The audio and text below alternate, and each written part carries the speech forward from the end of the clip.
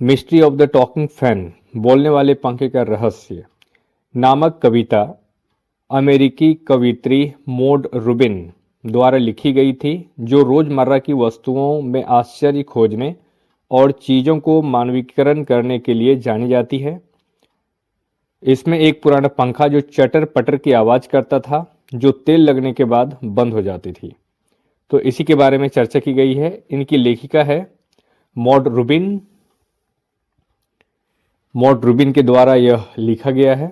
ये एक लेखिका है। इसमें आइए हम इसको जानने का प्रयास करते हैं। लेकिन मैं सारांश बता दूं इसका कि यह एक पुराने सीलिंग फैन द्वारा उत्पन्न रहस्यमय ध्वनियों का वर्णन करती है। इसकी विद्युत की खरखराहट की तुलना मानव आवाज़ से करती है और बताती है कि मोटर में तेल डालने से यह आवाज़ शांत हो गई और रहस्य सुलझ गया। इनको बारी बारी से अगर हम देखें बच्चों, तो is there a ceiling fan in the room where you are sitting now? क्या जहां आप बैठे हो वहां कोई पंखा है? सीलिंग फैन है। यहाँ पे सीलिंग फैन की बात हो रही है, जो छत में पंखा लगे होते हैं उसको सीलिंग फैन कहते हैं। इसके बारे में बातचीत हो रही है। इज द फैन क्वाइट और नॉइजी? तो आपका पंखा नॉइसी है या फिर बिल्कुल शांत है? जब आप पंखे को चलाते हो तो यह शांत रहता है या नॉइज करता है? इफ इट इज नॉइजी, यदि यह अशांत रहता है, यदि इसमें आवाज आती है, you may be sure it is a distant relative of the talking fan. तो इसका मीनिंग है, हमें यह मान लेना चाहिए कि ये उस पंखे का डिस्टेंट रिलेटिव है, मीन्स रिश्ते में आता है जो टॉकिंग फैन हुआ करता था।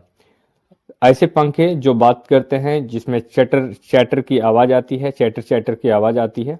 जब आप स्विच ऑन करते हो तो जो पंखे खराब हो जाते हैं तो उसमें आवाज़ आती है। तो जो भी पंखा आपके पास है, यदि आप स्विच ऑन करते हो और वो उसमें आवाज़ आती है किसी भी प्रकार से, तो ये मान लेनी चाहिए कि आपका जो पंखा है वो दूर का रिश्तेदार है इस पंखे का जो बातचीत करता है, टॉकिंग फैन है। In the poem which you are going to read, तो इस कविता में इसी के बारे में कहा गया है। तो आइए हम लाइन बाय लाइन देखते हैं इस चीज को।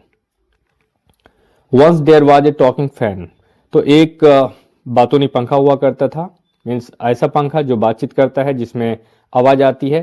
इलेक्ट्रिकल ही चैटर, उनके जो बात का तरीका था वो इलेक्ट्रिकल था, यानी स्विच ऑन होते ही वो बात करने लग जाता था, घूमता था और साथ साथ आवाज आती थी उससे।